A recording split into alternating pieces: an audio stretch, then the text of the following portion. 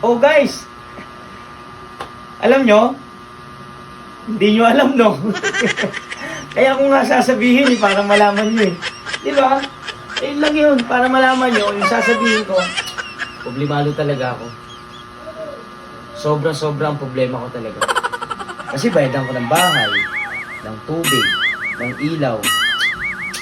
Kaya talaga hindi ko alam, hindi nyo alam, no? Kaya ko talaga ikukwento. Di ba? Ngayon, eto na. May pumasok sa bahay ko. Tumakbo ako, nagulat ako eh. Kasi pumasok siya eh.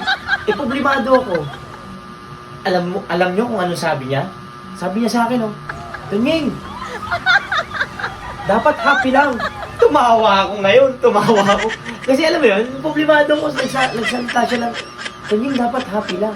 Ah, yung pala. So, kailangan pala, pag may problema ka, ang sasabihin mo sa tao, happy lang. Para mawala yung problema mo, mawala yung stress mo. Maging happy ka lang sa buhay para mawala yung problema mo.